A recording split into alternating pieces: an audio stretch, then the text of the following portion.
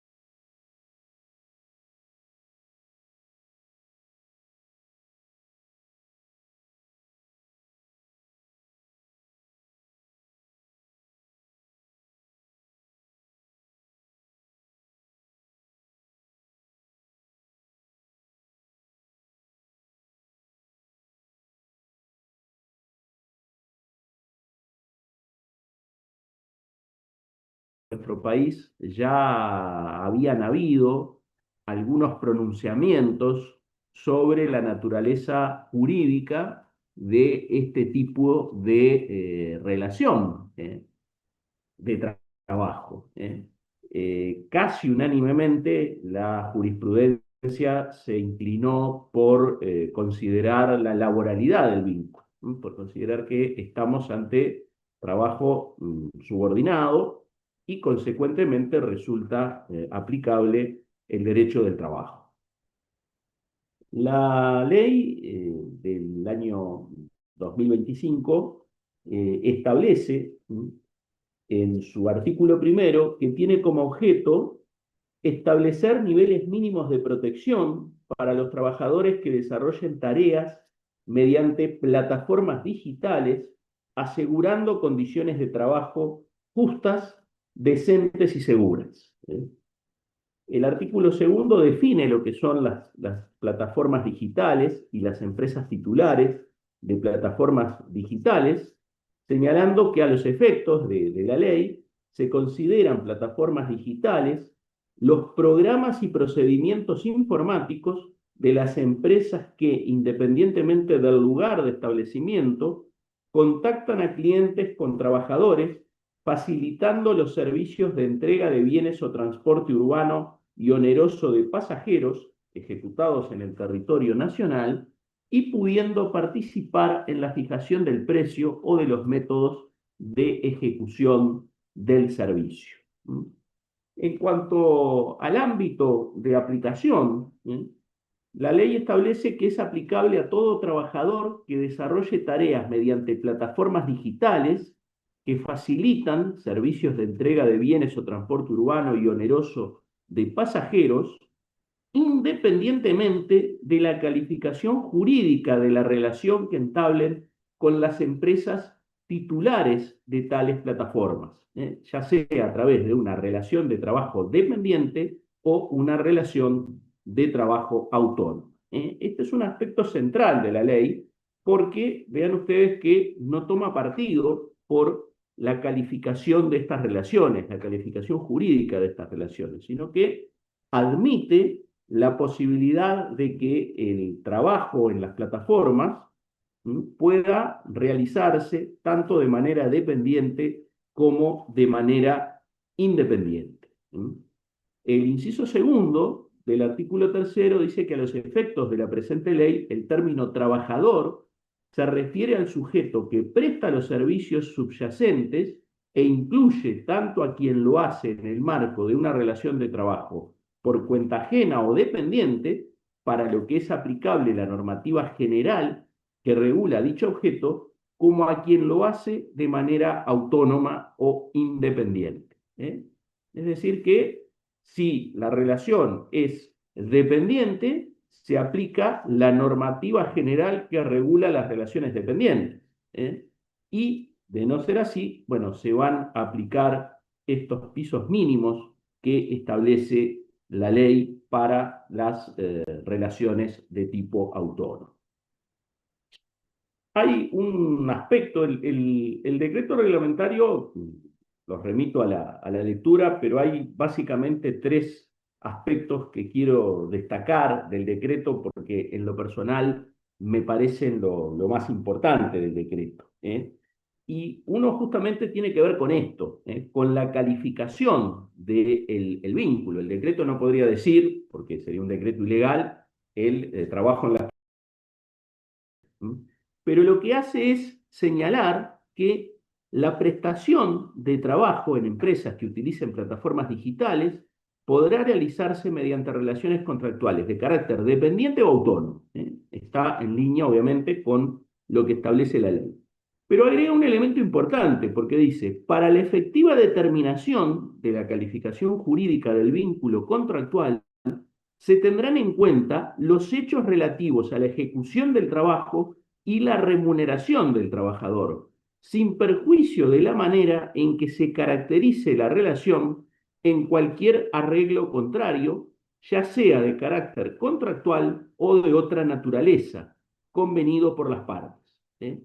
En caso de controversia, continúa agregando el decreto, se considerarán especialmente los indicios establecidos en la cláusula 13ª de la Recomendación sobre la Relación de Trabajo 198 de la OIT. Esto los jueces ya lo hacían, pero parece interesante que mientras que la ley abre la posibilidad de que el vínculo pueda calificarse tanto de manera dependiente como de forma independiente, el decreto reglamentario dice que, bueno, que en caso de controversia deberá considerarse especialmente los indicios que vimos previstos en la recomendación 198 de la Organización Internacional del Trabajo, que es en esta materia el instrumento bueno, que tiene más relevancia a nivel internacional con bueno, los indicios que plantea en tal sentido. Siguiendo con el análisis de la ley, el capítulo segundo se refiere a condiciones comunes a las formas de trabajo dependiente y autónomo. Y allí aborda lo que tiene que ver con algo novedoso, por lo menos para quienes tenemos unos cuantos años, que es la transparencia de los algoritmos y sistemas de monitoreo. Dice el artículo cuarto, las empresas titulares de plataformas digitales deberán respetar en la implementación de los algoritmos el principio de igualdad y el de no discriminación. Asimismo, deberán informar a todo trabajador sobre la existencia de dos tipos de sistemas, lo que denomina sistemas de seguimiento automatizado, que se utilicen para controlar, supervisar o evaluar el desempeño de los trabajadores de la plataforma a través de medios electrónicos, sistemas entonces de seguimiento automatizado, y por otro lado, sistemas automatizados de toma de decisiones que se utilicen para tomar o respaldar decisiones que afecten las condiciones de trabajo, entre otras cosas que menciona el artículo cuarto. Por tanto, acá hay condiciones comunes, tanto a la forma de trabajo dependiente como a la forma autónoma, vinculado a esto de la transparencia de los algoritmos. La información a proporcionar no comprenderá la revelación del código algorítmico de la plataforma digital. El artículo quinto detalla, y los remito a la lectura en ese sentido, la información que tiene que ver con la existencia de estos sistemas de seguimiento y de toma de decisiones. Luego tenemos el artículo sexto, que refiere al acceso a la información. Dice, las empresas titulares de plataformas digitales facilitarán a cada trabajador la información mencionada en el artículo precedente en forma de documento que podrá constar en formato electrónico. La referida información deberá ser puesta a disposición del Ministerio de Trabajo y Seguridad Social cuando éste así lo solicite. Se establece algo también novedoso, distinto, que es el derecho a explicación. El artículo 7 refiere a que los trabajadores tienen derecho a obtener una explicación por parte de la empresa titular de la plataforma digital en relación con cualquier decisión tomada o respaldada por un sistema automatizado de toma de decisiones que afecte significativamente a las condiciones de trabajo del trabajador de la plataforma. Y a tales efectos obliga a las empresas a proporcionar a una persona de contacto designada por la plataforma para discutir y aclarar los hechos, circunstancias y razones que han llevado a tal o cual decisión. El artículo 8 habla de también otro concepto nuevo, que es la reputación digital y la portabilidad de datos. Dice, los trabajadores tienen derecho a la intangibilidad de su reputación digital. Toda afectación o menoscabo de su dignidad y cualquier lesión de su honra están expresamente prohibidas y habilitan las acciones preventivas y de reparación pertinentes.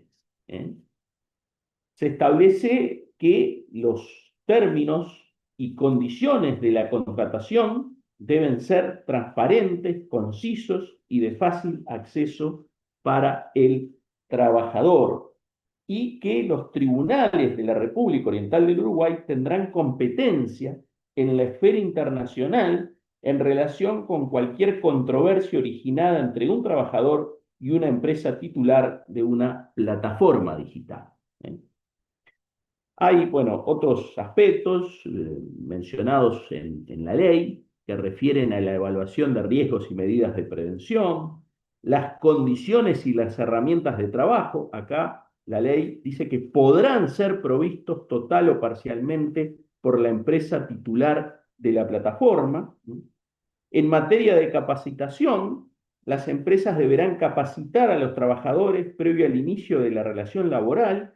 Dicha capacitación comprenderá el conocimiento de las normas de tránsito, así como las concernientes a la seguridad personal, salubridad e higiene para los casos de transporte y reparto de sustancias alimenticias, farmacéuticas o similares, sin perjuicio de lo ya establecido en la reglamentación específica para la actividad.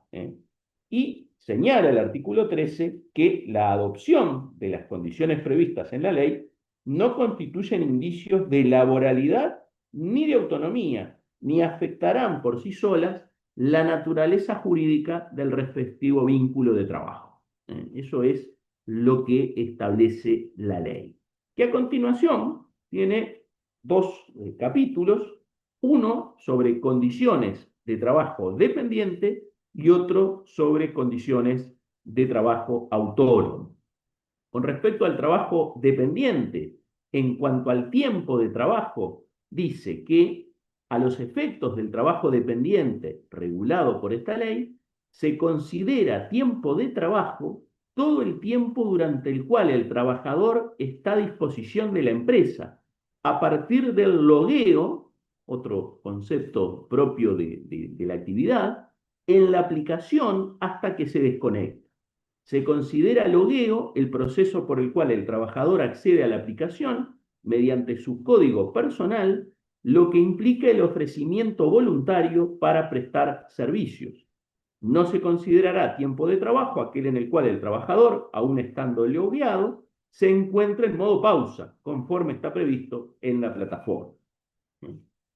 Se establece un límite semanal en la ley de 48 horas semanales en una misma plataforma digital, y con respecto a la retribución, señala la ley que podrá ser fijada por tiempo de trabajo, producción o destajo. En ese último caso, en el caso del destajo, será acordada por viaje, envío, entrega o distribución, considerando la distancia, el tiempo de desplazamiento y el lapso de espera.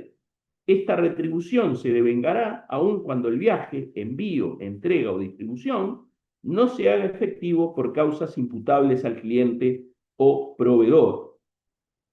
Y dice, o continúa señalando, en el caso de que la retribución sea acordada por hora, se reconoce a condición de que, por cada hora de trabajo, el trabajador acepta al menos un encargo y no deja de ofrecer sus servicios durante dicho lapso temporal.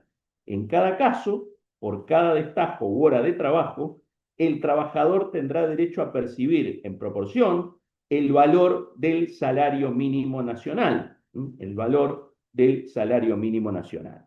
Aquí hay el segundo aspecto que quería señalar del decreto reglamentario, que dice o agrega, sin perjuicio de la fijación de salarios mínimos y demás competencias dispuestas por la ley 10.449 y su modificativa ley 18.566. Es decir, no es que se vayan a regir solo por el salario mínimo, sino que quedan habilitados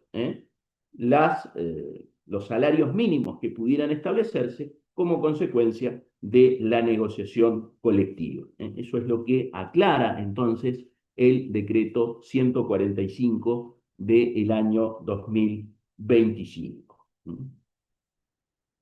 Y ya en el final, refiriéndonos a las condiciones de trabajo autónomo, tenemos que destacar el que, a mi modo de ver, es quizás el artículo más importante de la ley, que es el artículo 17, que se refiere a los accidentes de trabajo y enfermedades profesionales, incluyendo en su ámbito de protección a los trabajadores independientes. Los accidentes de trabajo en la ley 16.074 se refieren a el trabajo subordinado, el trabajo dependiente. Sin embargo, acá hay una excepción. Se incluye a los trabajadores autónomos que desarrollen tareas mediante plataformas digitales.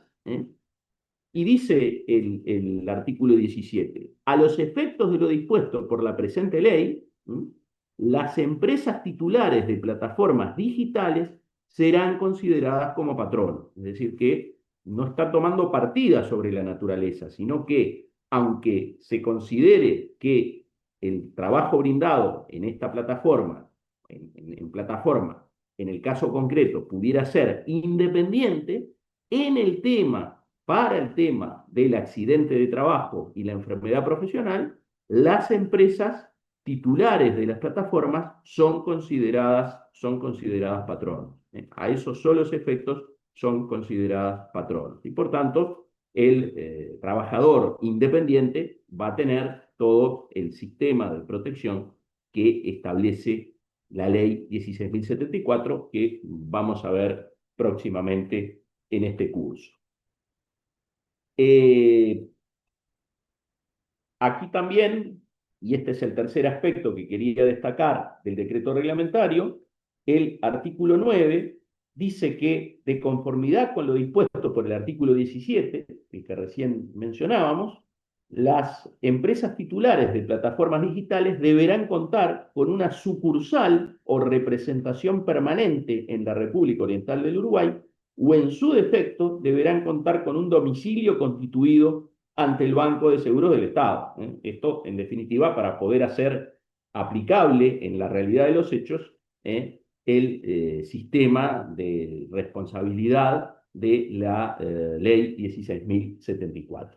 Y todavía se agrega en el artículo 10 del decreto que se entiende incluida en la obligación del artículo 58 de la ley 16.074, que vamos a ver más adelante, toda la información con la que cuente la empresa titular de la plataforma sobre el siniestro laboral, tal como la referida al tiempo de trabajo, logueo, pausa, aceptación de pedidos, GPS y cualquier otra vinculada al accidente de trabajo o enfermedad profesional. Así que, bueno, esto es un poco lo que quería traer a colación respecto de los trabajadores de plataformas. Es una regulación muy reciente. Ya había pronunciamientos judiciales en torno a la naturaleza jurídica del vínculo, inclinándose nuestra jurisprudencia por considerar la laboralidad de los mismos. Y bueno, ahora tenemos esta posibilidad que viene legalmente a abrirse. Me parece un poco difícil que si no hay un cambio en la forma de realizar el trabajo, pueda considerarse autónomo este tipo de trabajo. Me parece que hay subordinación, que hay una inserción del trabajador en la organización. Pero bueno, van a quedar otros temas también pendientes, ¿no? La ley habla del salario mínimo y el decreto reglamentario a las fijaciones de salarios mínimos a través de la negociación colectiva. Habrá que ver dónde a través de la negociación colectiva se incluyen a los trabajadores, en qué grupo de actividad se incluye a los trabajadores de estas plataformas. En fin, quedan una cantidad de temas que, bueno, seguramente van a ir siendo objeto de pronunciamientos judiciales en los próximos meses, en los próximos años. Así que me parecía interesante traer a colación esta actividad con esta regulación tan reciente. No sé si hay alguna duda, alguna pregunta, y si no, ya le estamos dando paso a Cecilia Ituño con el plato fuerte de la noche, que es la Inspección General del Trabajo. Adelante, Cecilia. Bien, perfecto. Voy a compartir pantalla. Creo que estoy habilitada, ¿no? Ya estás habilitada. Ahí no sé si se ve bien. Sí, sí, Se se ve, ve. sí. Podés, Perfecto. podés ampliarla yendo a la especie Sí, de copita que hay abajo. a ver si la encuentro. Ahí, pasaste por ahí recién. Donde Acá, está, para aumentar el tamaño, ahí hay una flechita. ahí está mejor. Mm, bueno, no noto mucho cambio. No, Me parece que creo no que no. tocaste ahí. No. Esperen que voy de vuelta. A ver, no. Eh, Ahí quedó. Cecilia, ahí yo Ahí quedó está bien. Cecilia. me A ver si. disculpo si en algún momento tengo que salir unos minutos Perfecto. de la reunión, Bien. pero vuelvo ni bien pueda hacerlo y obviamente voy a estar para el cierre. Ahí quedó entonces. Sí, ahí te Se ve quedó. Ahora bien? sí. Se Sí, ve, ahí sí, se está. ve. Perfecto. Bien. Bueno, entonces en este segundo tramo de la clase, la idea es hablar y examinar y estudiar la administración del trabajo y fundamentalmente la actuación de la Inspección General del Trabajo. ¿Cuál es la normativa aplicable cuando uno quiere estudiar estos temas? Bueno, en primer lugar tenemos 3 convenios internacionales. El Convenio Internacional 150, que es justamente sobre administración del trabajo, y después 2 convenios, el 81 y el 129, que son sobre la Inspección General del Trabajo en la industria y en la agricultura, el otro. Y ahora, igual en un par de diapositivas más adelante los vamos a estudiar. Y después tenemos 3 decretos fundamentalmente el primer decreto que está allí nombrado, el decreto 371 del año 2022, que es el decreto que reglamenta los convenios específicos de la inspección, los convenios internacionales 81 y 129, lo reglamenta, lo aplica para nuestro país. Entonces, es un decreto muy importante, es el decreto que actualmente rige la actuación de la Inspección General del Trabajo. Es un decreto, como ven ahí, bastante reciente, del año 2022. Este decreto vino a cambiar una normativa que estaba desde hacía 45 años regulando la actuación de la Inspección General del Trabajo y bueno, se aprobó este decreto en el 22, que es el que rige actualmente. Después tenemos otro decreto que también rige sobre todo lo que se refiere al trámite de los expedientes administrativos que se dilucían en el ámbito de la Inspección General del Trabajo, que es un decreto conocido por ustedes, el decreto 500 del año 91. Y después, por último, sobre el final de la clase, la idea es examinar un decreto que es el 278 del año 2017, que es relativo a toda la documentación del trabajo, la documentación laboral.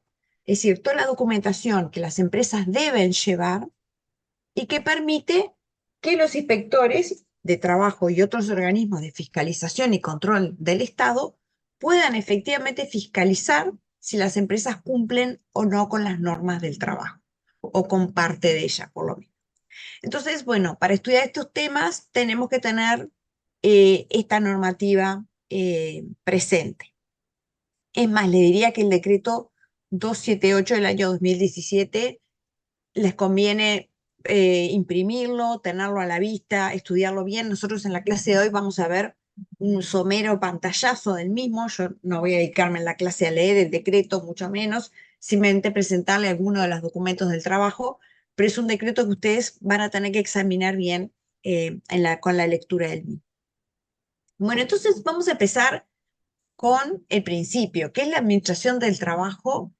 ¿Y qué es la Inspección General del Trabajo? ¿Qué es la Inspección del Trabajo? Entonces, bueno, yo les mencionaba un convenio, el convenio de la OIT, Convenio Internacional del Trabajo número 150, que es un convenio ratificado por nuestro país, que es justamente el convenio de la OIT sobre administración del trabajo.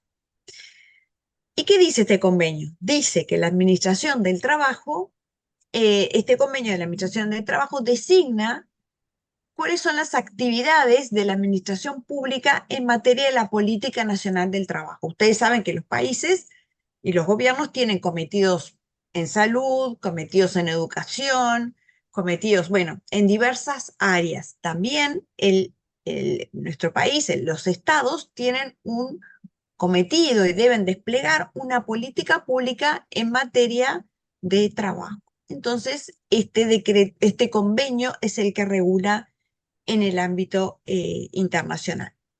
En nuestro país, en nuestro derecho positivo, la política pública en materia de trabajo que lleva adelante el gobierno se cumple a través de la labor del Ministerio de Trabajo y Seguridad Social. Quiere decir que el organismo rector en materia de política pública del trabajo es el Ministerio de Trabajo y Seguridad Social, que fue creado en la Constitución, en la reforma de 1967, en la disposición transitoria E de la Constitución. Cuando se crea este ministerio, se adopta un decreto, es el decreto 574 del año 74, que en el artículo 9 detalla todos los cometidos y las competencias del Ministerio de Trabajo. ¿Sí? Este nuevo ministerio tiene tales competencias. Y entre estas competencias, que allí se detallan, hay una competencia muy importante, que ya vamos a empezar a nombrarla y que es clave al estudio del tema de hoy. Porque el artículo 9 de este decreto, que yo les mencionaba, el 574, lista dentro de las competencias del Ministerio de Trabajo la competencia de Policía del Trabajo. Quiere decir que el Ministerio de Trabajo, entre sus múltiples competencias, tiene esta competencia de Policía del Trabajo. Y en nuestro país, quien desempeña, quien cumple, quien lleva adelante esta competencia de Policía del Trabajo en el ámbito del Ministerio de Trabajo es una unidad ejecutora específica del Ministerio de Trabajo, es la unidad ejecutora número 7, pero no importa el número, pero sí que es una unidad ejecutora que es la Inspección General del Trabajo, que vuelvo a decir, es una unidad ejecutora, una repartición dentro de la estructura del organigrama del Ministerio de Trabajo. ¿Sí? Esta Inspección General del Trabajo se regula su actuación por este decreto que yo les mencionaba en la diapositiva anterior, el decreto 371 del año 2022. Entonces, ¿cuál es la importancia de la Inspección General del Trabajo? Un poco, ¿cuál es la historia? ¿Qué es lo que justifica? ¿Qué pasó en la historia y en la evolución del derecho del trabajo que hizo necesario, importante, crear una policía del trabajo? Y acá nos vamos a remitir a cuestiones que ustedes estudiaron en el curso de Derecho al Trabajo 1, que ustedes nombraron o vieron bajo el nombre de la cuestión social. ¿Se acuerdan que eran estas condiciones de trabajo que imperaban en la época de la incipiente industrialización, cuando en Europa empiezan a establecerse las primeras industrias, rodeando ciudades? Estos incipientes centros fabriles empleaban un volumen importante de trabajadores que migraban del campo a la ciudad para buscar oportunidades de trabajo en estas empresas, pero que estas incipientes industrias ofrecían condiciones paupérrimas y pésimas de trabajo, con jornadas de 12, 14 o 16 horas de trabajo, sin condiciones de salud y seguridad. Los trabajadores perdían su vida o enfermaban gravemente trabajando, sin descanso intermedio, por supuesto, sin descanso semanal, no descansaban los fines de semana, trabajaban de lunes a lunes de corrido, donde había mucha presencia de trabajo infantil. Bueno, eran condiciones pésimas de trabajo, y vuelvo a decir, los trabajadores morían muy jóvenes y muchas veces por accidentes provocados en los lugares de trabajo. Los gobernantes preocupados por estas condiciones de trabajo comenzaron a legislar normas protectoras del trabajo para empezar a regular estas condiciones, para cortar esas jornadas, para regular las condiciones de salubridad en el trabajo, pero el problema es que estas normas raramente eran cumplidas, ¿sí? Se dictaba la norma, pero no se lograban llevar a la práctica, no se aplicaban estas normas. Y fue recién en el año 1833 cuando se aprueba en Francia una ley para prohibir, fíjense ustedes, el trabajo de niños menores de 9 años en la industria textil, ¿sí? Fíjense de qué estándares estamos hablando. Una ley para prohibir el trabajo de niños menores de 9 años. Porque como tienen deditos pequeños, bueno, ahí lo van a leer en Barbagelata, eran preciados el trabajo infantil, que con sus manitos y sus deditos pequeños trabajaban muy bien los textiles. Bueno, y dice allí Barbagelata que fue recién esta ley del año 1833 que se logra que esta ley tenga un efectivo cumplimiento, es decir, se aprueba una ley que tiene digamos, la impronta de que es aplicada. ¿Por qué? Porque junto con la ley, en un artículo de esa ley, se aprueba la creación de un cuerpo de inspectores que iba a recorrer el país para fiscalizar el cumplimiento de esta norma. Es decir, la norma nace junto, en el articulado de la ley, nace con un cuerpo de inspectores que iba a fiscalizar su cumplimiento. Es así que, bueno, es la primera ley en la historia que incorpora el principio de la inspección. Esta ley dio buen resultado y tanto es así que con posterioridad se incorporó el principio de la inspección en las normas laborales y ha demostrado ser efectivo a la hora de buscar el efectivo cumplimiento de las normas del trabajo. Quiere decir que desde la historia de la humanidad y cuando surge con mayor intensidad el trabajo subordinado, ya desde ese momento surge o digamos, luce claramente, se ve claramente la necesidad de que la inspección, el principio de la inspección vaya unido con las normas del trabajo para procurar su efectiva aplicación.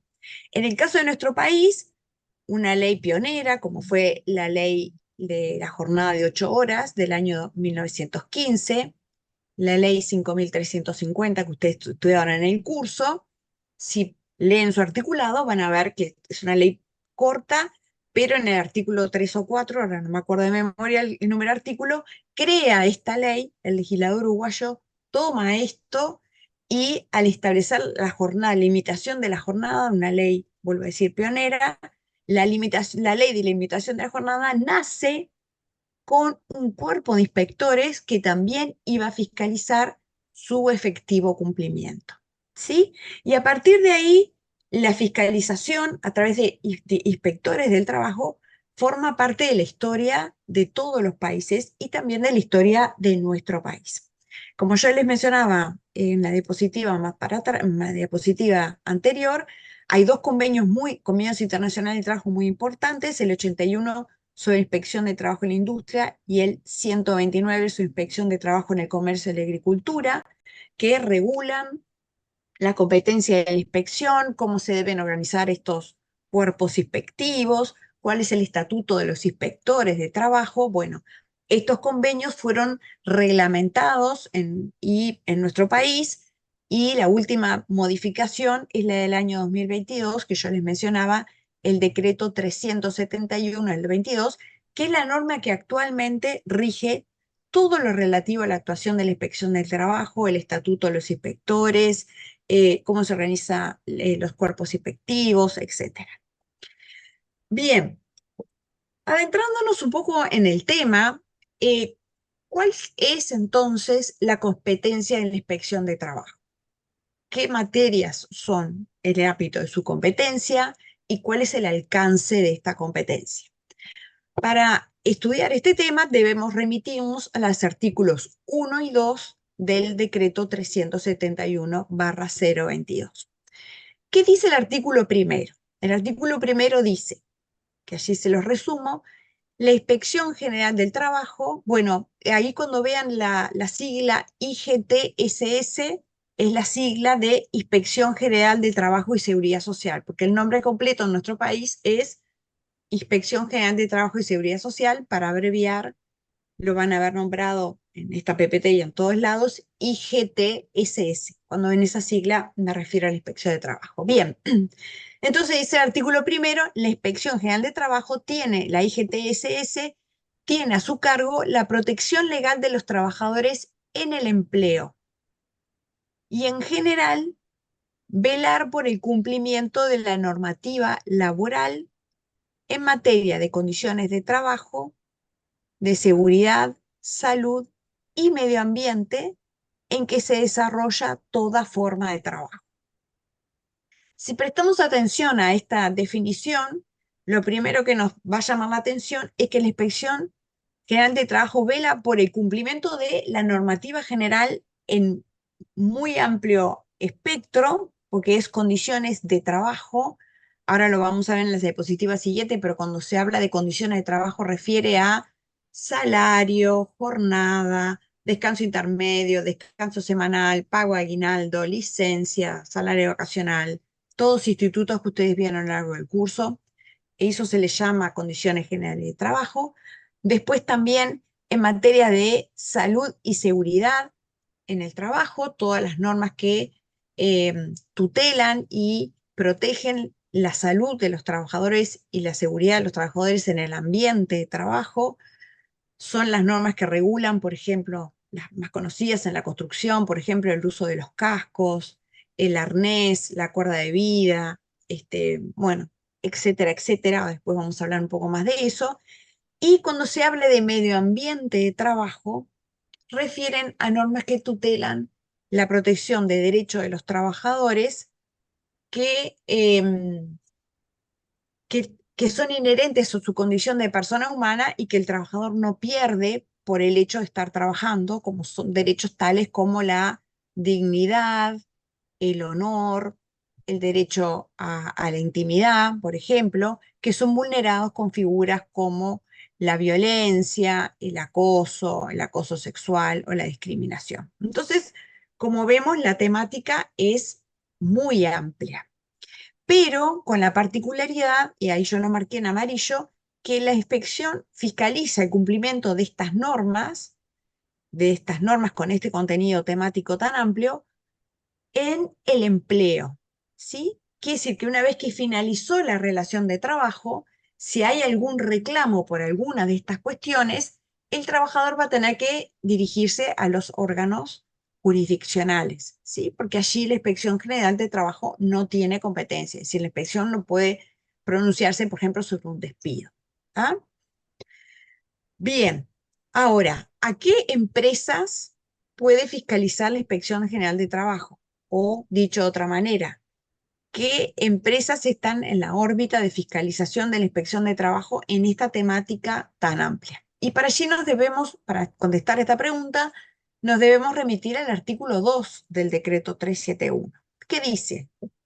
Dicen en su inciso primero, ahí lo resumo, quedan comprendidas en el ámbito de su competencia empresas y organizaciones, sean personas físicas o jurídicas, cualquiera sea su naturaleza, sea la naturaleza de su actividad o servicio y la finalidad de lucro o no, y aquellas que aún no realizando actividad económica tuvieran personal dependiente. Quiere decir, ¿a cuáles empresas fiscaliza la Inspección General del Trabajo? Fíjense qué amplio. Empresas o organizaciones, sin importar si son personas físicas o jurídicas, sin importar la naturaleza de su actividad o servicio, sin importar si tienen finalidad de lucro o no, inclusive aquellas que aún no realizando actividad, por ejemplo, una empresa que organiza, por ejemplo, una ONG que no tiene una finalidad económica, tuviere personal dependiente. Quiere decir que, si tuviéramos que resumir, la Inspección General de Trabajo fiscaliza cualquier empresa u organización, sin importar si es persona física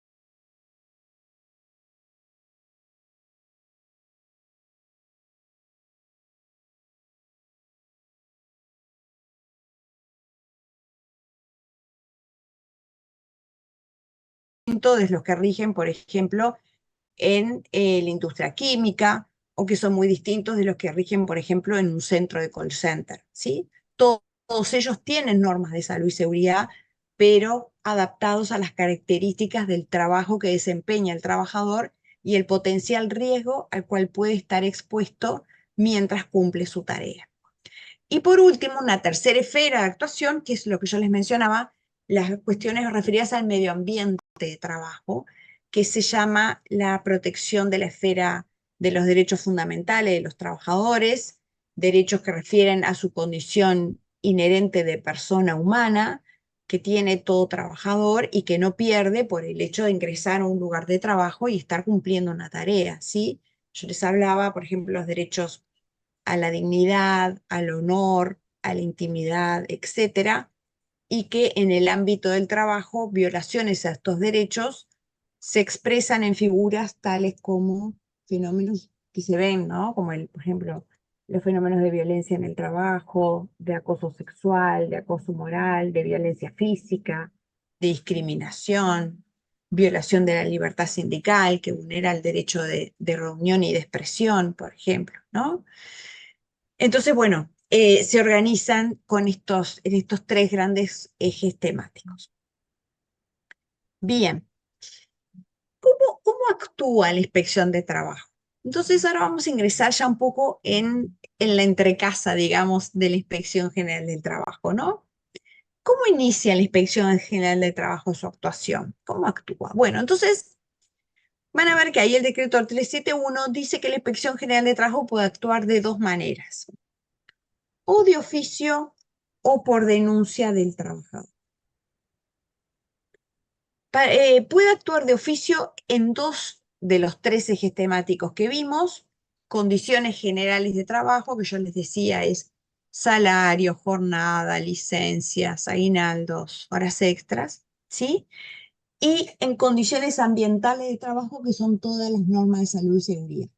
En esos casos, la inspección puede actuar de oficio. ¿Cómo actúa de oficio en general? ¿Qué es lo usual que hace la Inspección General de Trabajo? Se hace lo que se llaman los operativos, ¿sí? Por ejemplo, estamos ahora en invierno, empieza la zafra de los cítricos, y bueno, se hace un operativo donde se va a la zona donde están todas las empresas vinculadas a la producción citrícola y se inspeccionan todas las empresas de esa rama de actividad. Cuando llega la temporada estival, bueno, la Inspección de Trabajo fiscaliza todas las empresas que están asentadas, ubicadas en zonas balnearias, ¿sí? Ya sea empresas de restaurantes, de venta de hotelería, de venta de alimentos, hotelerías, bueno, etcétera, etcétera, ¿sí? Y entonces, en general, se hacen fiscalizaciones o temáticas vinculadas, por ejemplo, a la zafra del arroz, a la zafra de la papa, este, o cuestiones vinculadas a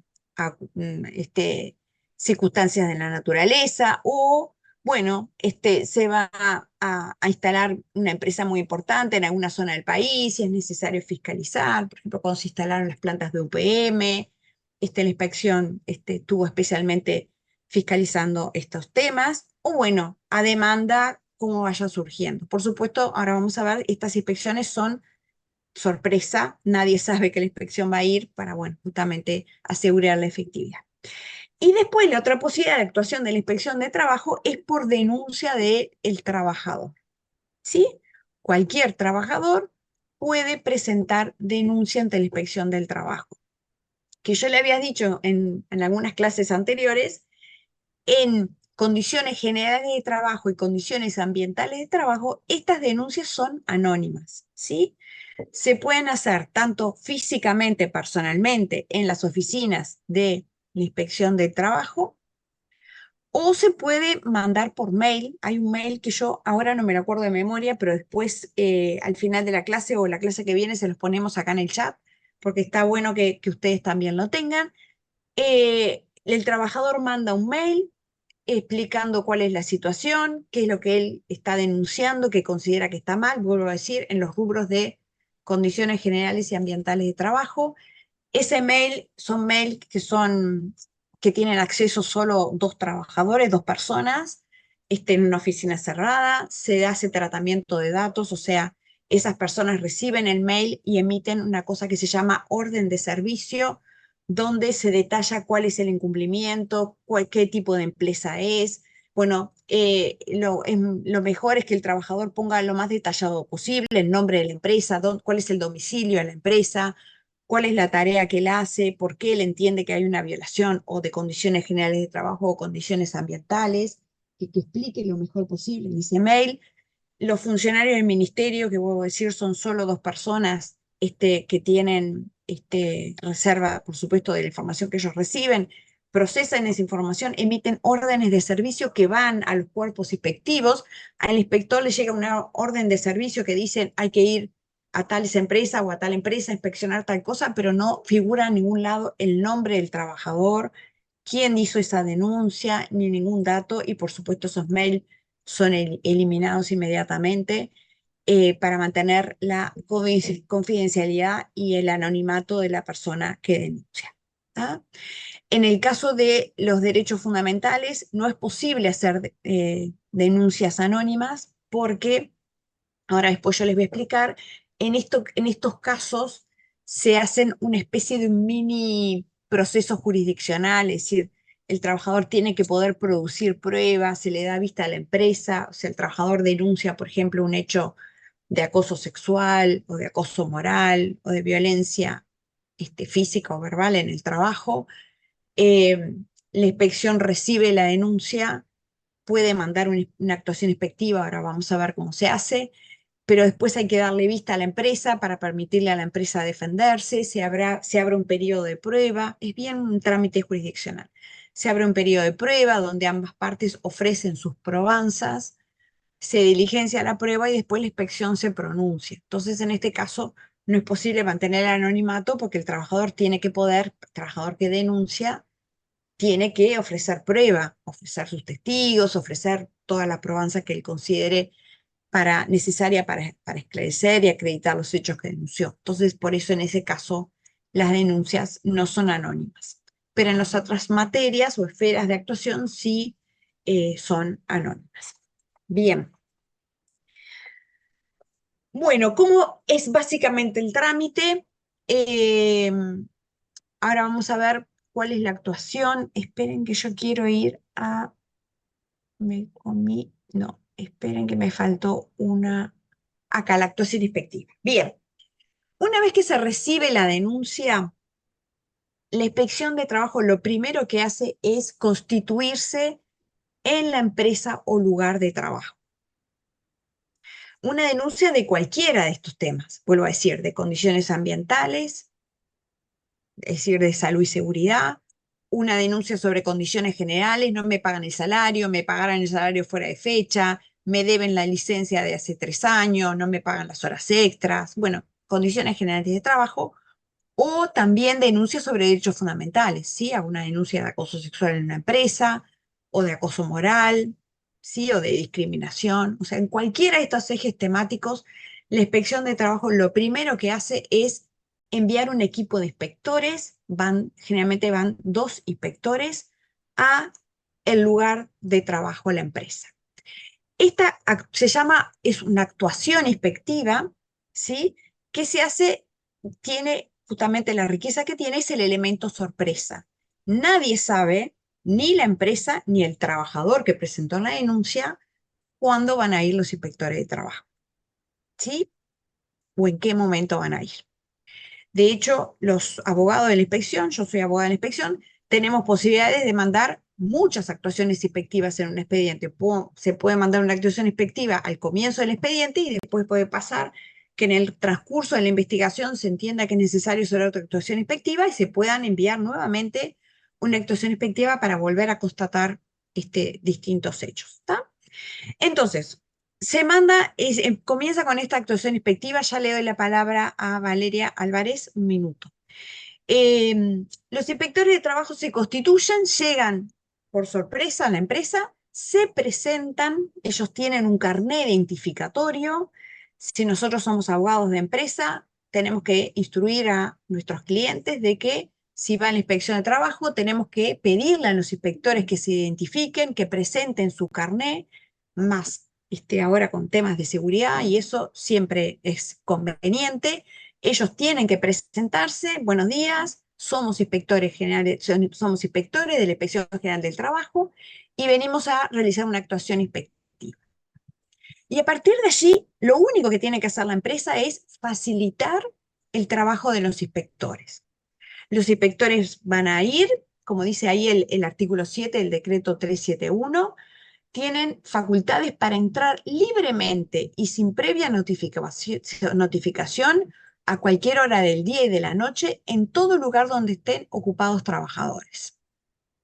Y a partir de ese momento pueden hacer, Valeria, no me olvides, ya te doy palabra enseguida, pueden producir prueba, realizar cualquier tipo de investigación o examen, interrogar al empleador o al personal de la empresa, exigir la presentación de todo tipo de documentación, libros, registros, recibos, documentos, tomar fotografías, hacer videos, hacer croquis, hacer planos, ¿sí? Pueden, si constatan violaciones flagrantes de la normativa laboral, sobre todo en materia de salud y seguridad, ven un andamio que está así torcido y sin la debida sujeción, pueden intimar la adopción y la subsanación de deficiencias y incumplimientos que sean, digamos, evidentes, ¿no? Pueden promover la adopción de medidas de seguridad y salud o inclusive, y ahora lo vamos a ver inmediatamente, pueden clausurar o la empresa en su totalidad, pueden clausurar un área o sector de la empresa, una sección, un área de la empresa, o pueden clausurar una máquina específica, un andamio, una escalera, una sierra eléctrica, por ejemplo. O sea, tienen facultades para clausurar desde una máquina hasta un sector de la empresa, hasta clausurar la empresa entera. Obviamente la clausura es una cuestión grave, ahora lo vamos a ver, que se da cuando hay violaciones flagrantes que ponen en peligro, grave peligro de la vida o salud y seguridad de los trabajadores. Sí, adelante Valeria Alves. Hola, profe. Yo tenía una pregunta acá. Yo estaba en la página del Ministerio de Trabajo y entré a la parte de la inspección, ¿no? Denuncias y asesoramiento a la Inspección General de Trabajo. Y en una de las partes también me aparece, por ejemplo, quiénes pueden efectuar las denuncias, y me aparece personas trabajadoras en actividad, representantes sindicales y terceras personas ajenas en la relación laboral. Y es como, y aparece entre paréntesis, ver procedimiento más abajo. Y bueno, me aparece el correo para enviar o en las oficinas de manera presencial. Y bueno, todos los documentos que hay que adjuntar en caso de ser tercera persona. ¿Eso sigue vigente? Por ejemplo, yo, si sé de una empresa donde tengo fotos, tengo videos, ¿lo puedo hacer? ¿Sigue vigente eso? Sí. Sí, sigue vigente, sí. Nos pasa a Está perfecto. nosotros, a mí me pasa que yo salí un fin de semana y me fui, no sé, estoy paseando, me fui a algún lado y voy a un lugar a una panadería a comprar algo, y yo, que no tengo nada que ver con esa empresa, veo una cosa, detecto una irregularidad en salud y seguridad o en algo, yo después, al lunes siguiente, voy a la oficina esta y asiento una denuncia. Porque, bueno, o sea, cualquier persona que detecta, sobre todo, vuelvo a decir, en materia de salud y seguridad, que son las más obvias, ¿no? Las más visibles. En realidad, yo si voy a comprar el pan, no voy a detectar si pagan el salario en plazo o no, por ejemplo, por poner un ejemplo tonto, ¿no? Pero sí puede detectar una grave irregularidad en materia de salud, un techo que se está por caer, cosas graves, ¿no? Entonces cualquier persona puede denunciar, sí. Perfecto. Guillermo Urti, adelante. Profe, en el caso, por ejemplo, de un comercio, ¿no? Que yo trabajo en ese lugar, por ejemplo, y detecto que hay trabajadores que no están, que su empleador no le hace aporte a la seguridad social. ¿Yo puedo llamar a la inspección de trabajo y denunciar esa irregularidad? Sí, Y, sí, y a sí, cual- claro, Ah, trabajadores. bien. Ahora vamos a ver en la parte Porque final de la clase acá en la Uruguay se da función. mucho en el caso de los inmigrantes, ese tema. Y eso se notaba y se veía. Y muchas veces no Sí, era sí, denunciado, ¿no? hay que denunciar. Vamos a ver vamos a ver cuando veamos documentación de trabajo, el segundo artículo 2 del decreto 278 dice, una de las primeras obligaciones que tiene todo empleador es registrar ante el organismo de previsión social, banco de previsión social, todos los trabajadores de su empresa. La inspección fiscaliza y si encuentra trabajadores en negro, sanciona. Además de comunicarle al BPS. para que a su vez tome Gracias. su... Silvia Noris. Profesora, en el caso, por ejemplo, de una grosera que aplique herbicidas sin protección, el tema ahí, que se ve mucho en la zona donde vivo, el tema es cuánto demora la infección en llegar, porque las aplicaciones son puntuales y quizás cuando vengan ya no exista. ¿Cómo se procede ahí?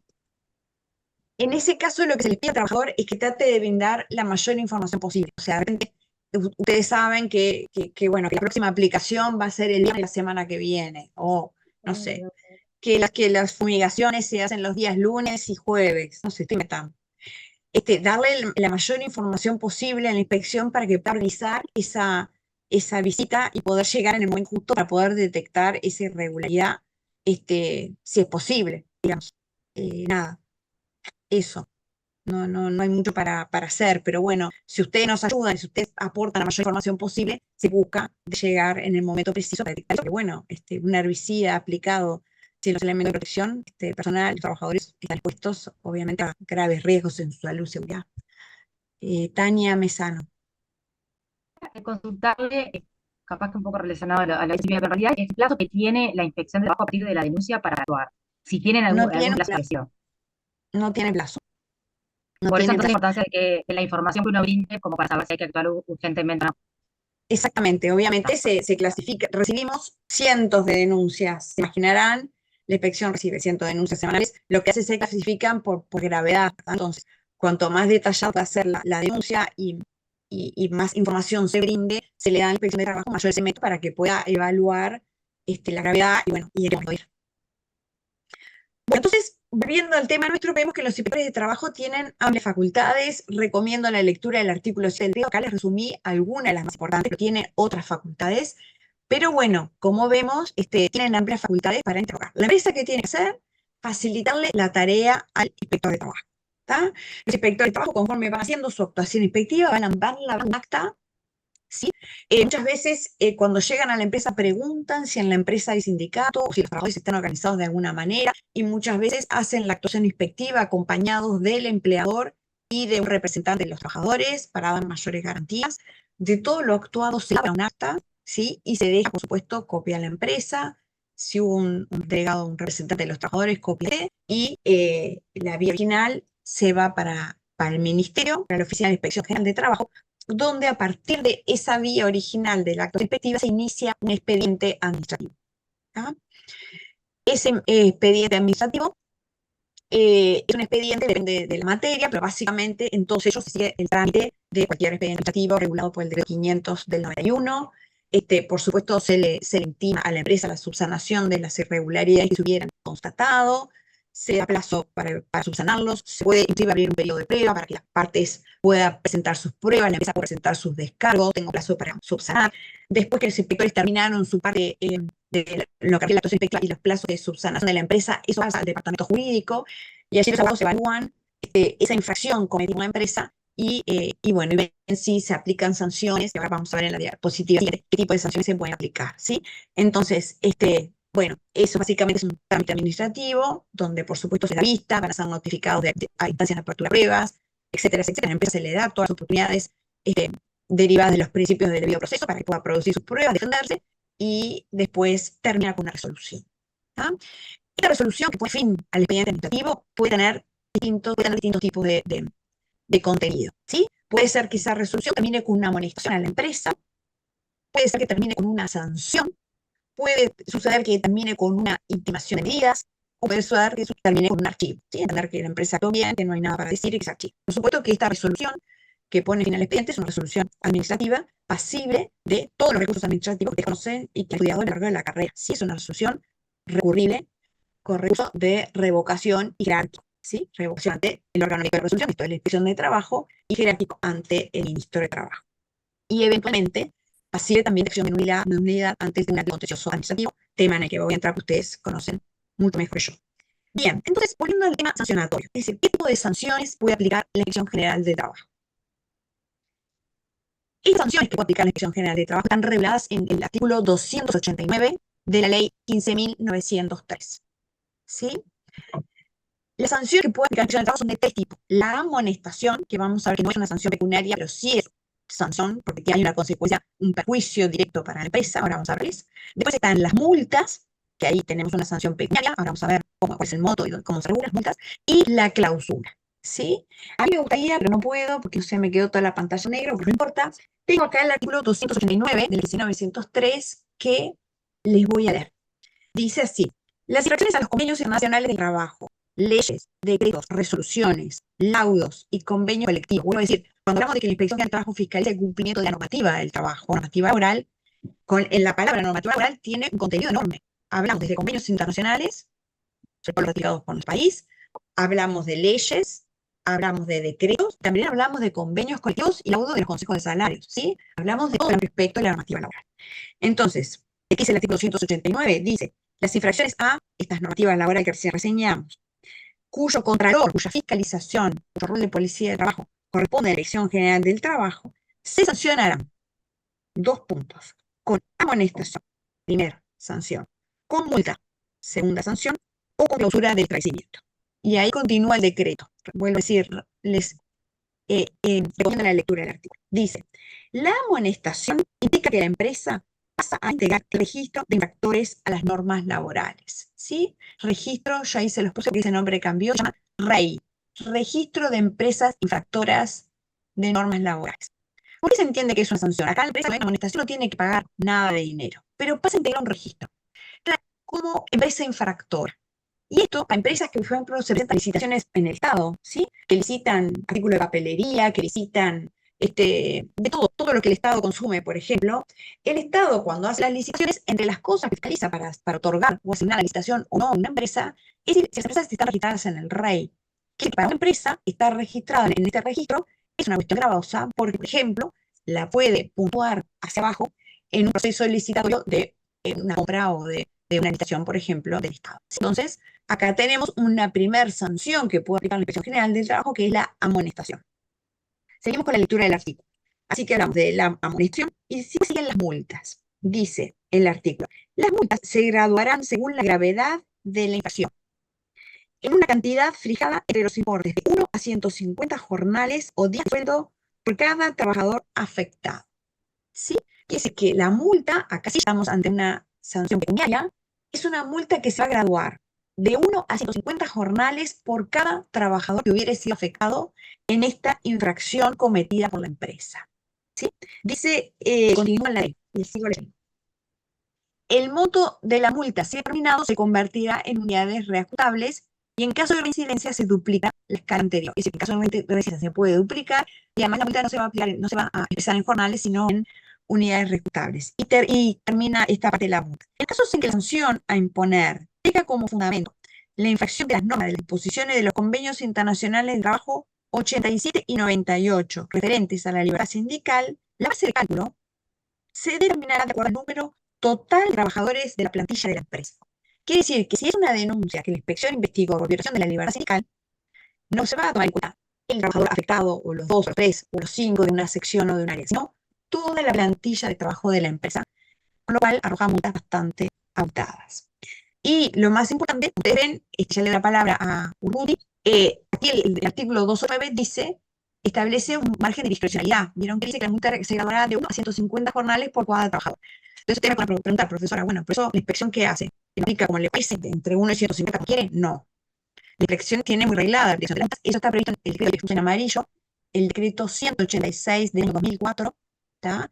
A cuya lectura lo bonito, que es un decreto que dice para cada tipo de irregularidad qué multa se aplica. De 1 a 50 jornales, de 25 a 50 jornales, de 50 a 100 jornales, es decir, va acotando la aplicación de la multa, ¿sí? Según qué tipo de infracción. Si son infracciones leves, son multas más leves, de 1 a 50 jornales normalmente. Si son infracciones de término medio, pueden llegar de 50 a 100 jornales, y si son infracciones graves, pueden llegar de 100 a 150 jornales por trabajador afectado. Todo eso está regulado en ese decreto 186 del año 2004.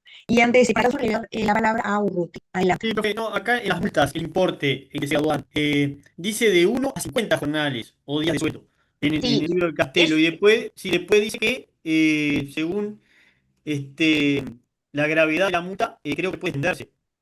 ahí está. Eso fue modificado por la ley. No lo tengo acá. En caso de reincidencia, dice, que se duplica. Eso, perdón, tenés que buscar el artículo, el artículo 179 de aquí de 1903, en redacción dada por el artículo 412 de la ley 16.736, Bien, que así es que del pasó año 50 a 150. 150 Bien, así, ¿tá? Ahí gracias. yo después, cuando pase el profesor va a ir a la diapositiva, voy a corregir esto. Es el artículo 279 de 15.903, en la redacción dada por el artículo 412 de la ley 16.736. Y También lo dice entonces en el ahí se... decreto. En el no, decreto también lo dice en el resultando y después cuando vale el DGAE. perfecto, exactamente, ahí está, bien. Bueno, la última posibilidad o el último tipo de sanción que puede imponer la Inspección General del Trabajo es la clausura, ¿sí? ¿Y qué dice respecto de la clausura? Dice, la clausura de los establecimientos no podrá ser mayor a 6 días, quedando las empresas obligadas a abonar la totalidad de los sueldos, salarios y demás obligaciones emergentes de la relación de trabajo por el término que dure el cierre de los mismos. La clausura será dispuesta por solución fundada del Ministerio de Trabajo y Seguridad Social, o sea, no es fundada del ministro, quien clausura es el ministro, a solicitud del Inspector General de Trabajo. ¿Sí? Dice, la clausura de los establecimientos será aplicable ante la comprobación, fíjense, de infracciones que demuestren una clara defraudación al Estado o un grave perjuicio para los trabajadores. Obviamente que para llegar a una clausura, que como yo les decía, puede ser de todo el establecimiento, pero a veces se clausura una sección, un área, por ejemplo, por aire viciado, porque hay una máquina que no está procesando bien las emanaciones que emanan de cierto instrumental de una máquina, proceso productivo, y se cierra un área, o a veces, bueno, a veces se cierra, como yo les decía, a veces es una específica, una sierra, una emuladora, que no tiene los elementos de seguridad, las trancas para el corte, etcétera, una instalación eléctrica defectuosa, ¿sí? Se puede clausurar, se clausura un andamio, ¿sí? Se puede clausurar un elemento específico, un área o todo el establecimiento. Obviamente son situaciones donde se constatan grave peligro para los trabajadores de continuarse laborando, trabajando en esas condiciones. Entonces, se procede a la clausura. No son los casos más comunes, por suerte, pero a veces se da y a veces los inspectores de trabajo proceden a hacer la clausura e inmediatamente lo llevan al inspector de trabajo para su conocimiento y, por supuesto, se estima la empresa de seguridad y hasta que la empresa no arregla eso que está, esa infracción grave, no se van los inspectores nuevamente y si se arregló y se constata que está subsanada la irregularidad, ahí recién se vuelve a permitir que se vuelva a trabajar, por ejemplo, con esa máquina, ese andamio, ¿no? Sí, Belón. Consulta, profesora, ¿el registro de empresas infractoras tiene solo acceso al Estado o es público? Tiene solo acceso al Estado, pero yo no sé si no se puede pedir acceso a la información pública, se pueda tener acceso al mismo. Seguramente si toda información del Estado es sujeta a procedimiento de acceso a la información, pero si no, si empresa del Estado. Bien, y por último, también la Inspección de Trabajo puede, por supuesto, iniciar medidas preventivas. Pero las medidas preventivas, y acá esto genera una gigantesca confusión, no son sanción, ¿sí? Son medidas que los inspectores de trabajo intiman para el mejor cumplimiento de las normas de trabajo, cualquiera sea la materia, ¿sí? Son medidas que coayudan, que colaboran, que facilitan la aplicación y la instrumentación de las normas de trabajo, pero de ninguna manera las medidas preventivas son sanciones. Cuando la inspección les intima medidas preventivas, por ejemplo, les pide la adopción de protocolos, les pide, bueno, cualquier tipo de medida preventiva, se ofenden sintiendo que son sanciones, cuando en realidad no son sanciones, son la inspección desde su expertise. Los inspectores de trabajo están muy capacitados, realmente hay inspectores de trabajo expertos en cada materia o tema, por ejemplo, en construcción, en forestal, en industria química, bueno. Entonces, ellos en su expertise lo que hacen es intimar medidas preventivas para ayudar a colaborar con la empresa en el cumplimiento de normas laborales, pero no son sanciones, ¿sí? Las sanciones describimos que son las amonestaciones, las multas y la clausura. Dos Santos.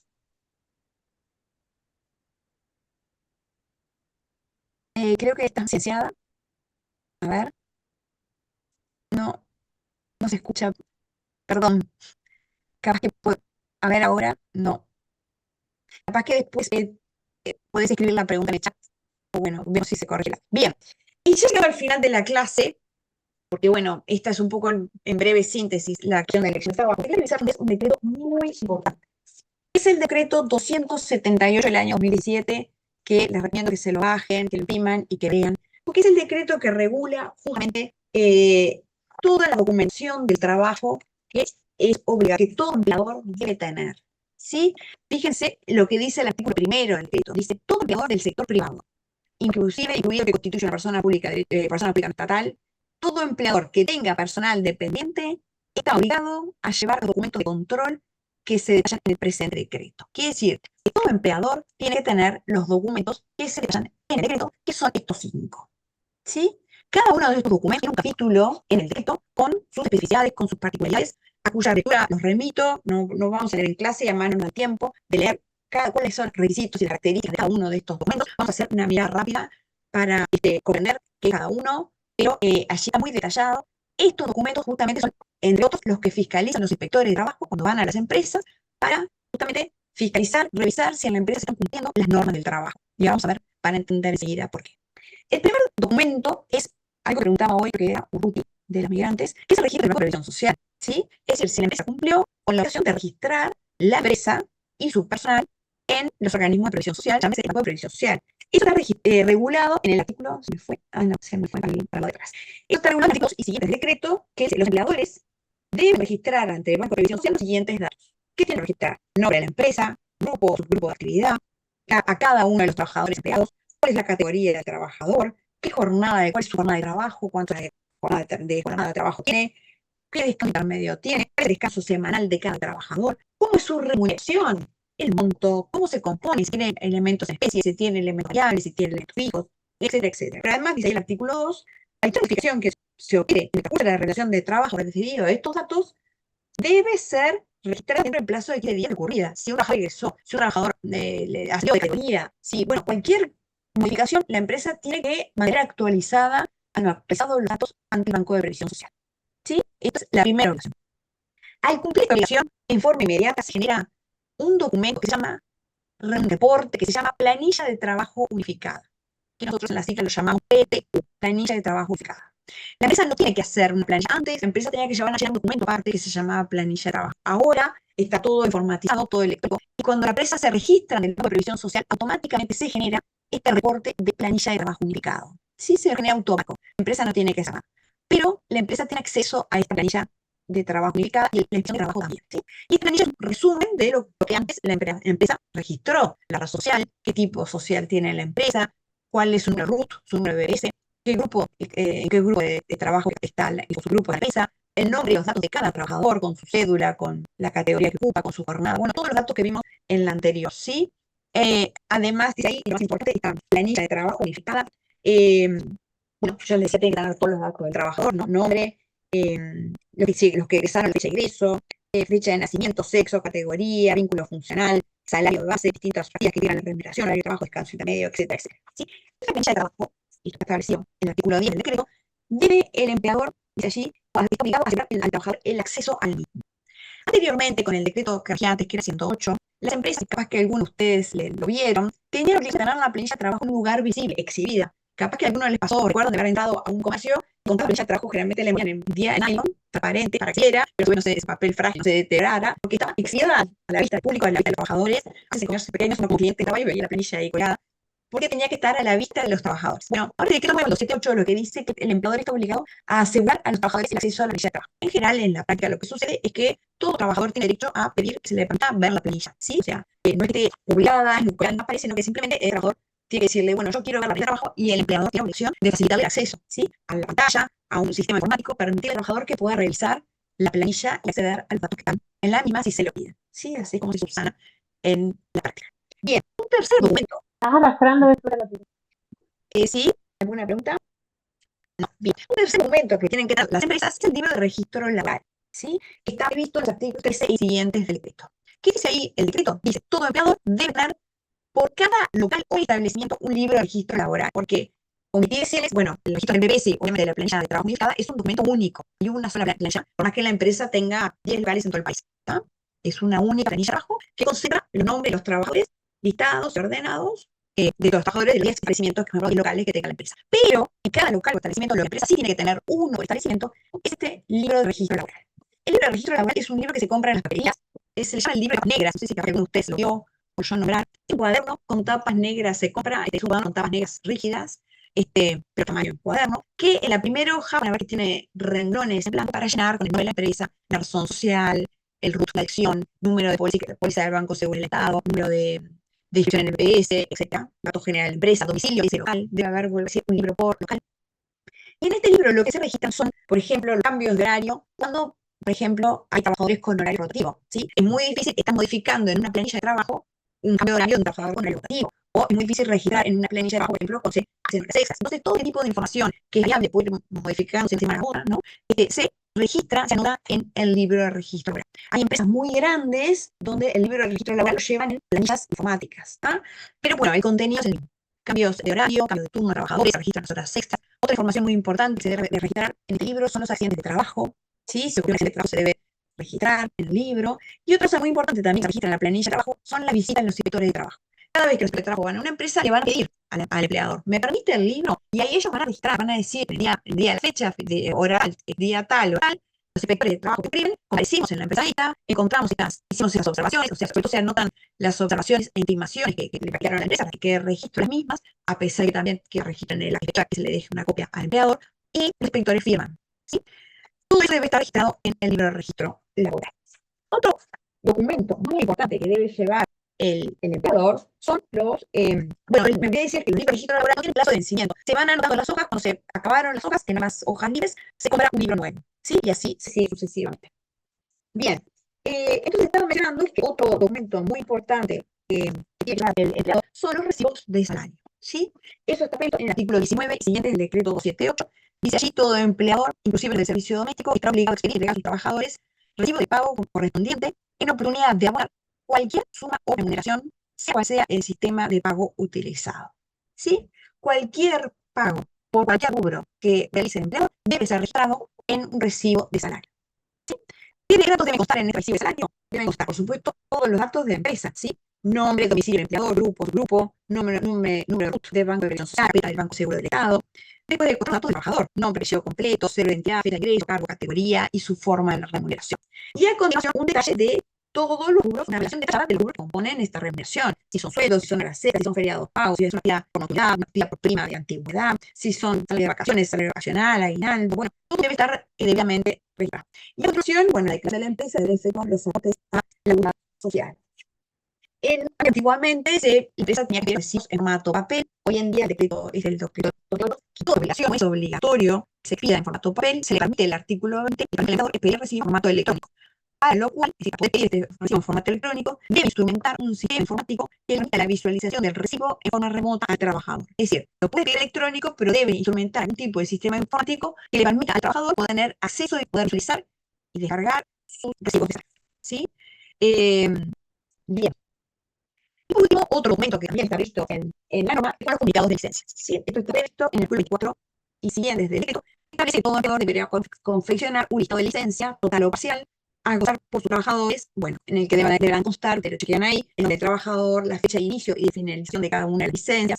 Bueno, y este listado debe ser incorporado al libro de registro laboral, que le llamaba el famoso libro de tapas negras. Este listado de licencia debe ser realizado previo al goce de la licencia del trabajador. Y bueno, todos estos documentos de trabajo y otros más, los inspectores fiscalizan sobre todo el cumplimiento en lo que refiere a las normas de condiciones generales de trabajo, ¿no? Si se pagan los salarios, en qué fecha se pagó el salario, si se pagan las licencias, si se pagaron los aguinaldos, bueno, etcétera, etcétera, etcétera. Bien. Entonces, esto es básicamente no sé si ahí, bien, si ahí nos vemos, perfecto. Esto es básicamente la documentación a cargo de que debe el empleador. Por supuesto que si tiene esta documentación al día, pues va a ser sancionado por inspección de trabajo, porque como yo les decía, el artículo primero del decreto 278 dice que todo empleador deberá llevar esta documentación que yo les mencioné, ¿no? O sea, es una obligación de todo empleador llevar esta documentación, llevar al día, tenerla actualizada, a la vista y a disposición del organismo de fiscalización, en el caso del tema de hoy, a la fiscalización y a disposición de los inspectores de trabajo. No sé si hay alguna pregunta, aclaración. Sí, Juan Manuel Gallardo. Sí, profe, que con respecto al principio de la clase, la competencia de la Inspección General del Trabajo, quería preguntar si las embajadas y consulados en el Uruguay también están dentro de esta competencia. Bien, excelente pregunta. Ustedes saben que las embajadas y los consulados se considera territorio del país digamos, del país que corresponda. Entonces, en ese caso, la Inspección de Trabajo no tiene competencia. ¿Y quién toca inspeccionar la situación? Debería inspeccionar el país del que corresponda, el que sea, conforme a la normativa que rige en su país, ¿verdad? ¿Sería a través de Cancillería, por ejemplo? Por ejemplo, a través de Cancillería, efectivamente. Perfecto, muchas gracias.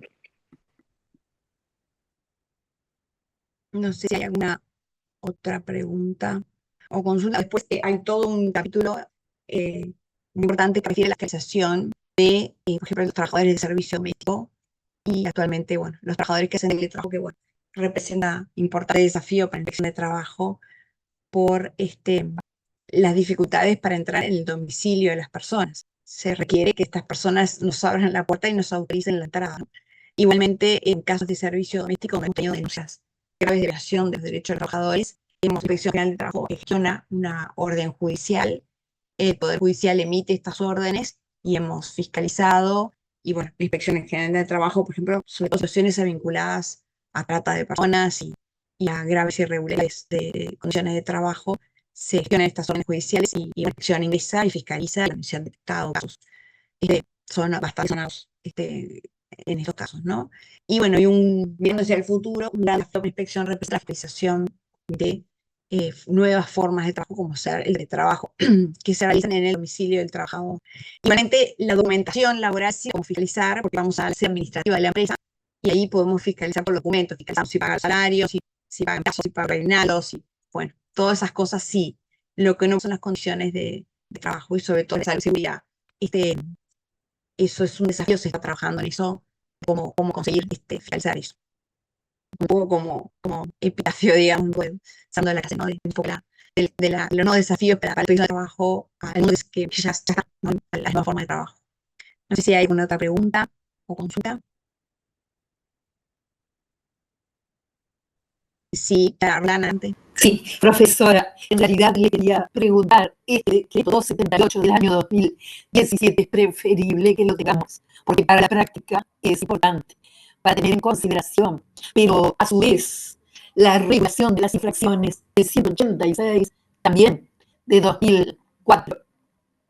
Exactamente, son decretos muy importantes. Es el 86 que usa la inspección para graduar las infracciones, para no actuar con discrecionalidad. Cuando se emplean las multas hay graduaciones que tienen que considerarse según qué tipo de infracción, es un decreto muy importante. Y este decreto, el 278 del año 2017, por supuesto, porque, como yo les dije, les hice una presentación de cada uno de los documentos, un payaso general, no tiene sentido que yo les lea el decreto, ustedes lo van a leer, es de fácil lectura, pero van a ver ahí, está bien detallado cómo son todos y cada uno de los documentos que todo empleador tiene obligación de llevar, y si no lo tiene, está sujeto a sanciones. Entonces es muy importante, por supuesto, nosotros como abogados, conocerlo para poder asesorar a nuestros clientes y que no tengan dificultades por no llevar en regla o en condiciones o omitir alguno de estos documentos de trabajo, ¿verdad? Sí, decretos muy importantes. No sé, Anubio, si... No sé si hay otra pregunta o intervención, si no, nos restaría agradecerte una vez más, Cecilia, realmente ha sido una magnífica exposición. Es un lujo tener en el equipo docente a una abogada de la propia inspección de trabajo, porque bueno, conoces el funcionamiento práctico, eso quedamos en evidencia de tu magnífica exposición. Así que, bueno, estaríamos terminando la clase y el viernes vamos a comenzar con el estudio del proceso laboral, el proceso de materia laboral. Así que, bueno, Alicia está avisada para el viernes. Y bueno, quedamos ahí entonces, nos vemos el viernes, que pasen muy bien. Hasta el Pasen viernes, bien. muchas gracias. Gracias. Buenas noches.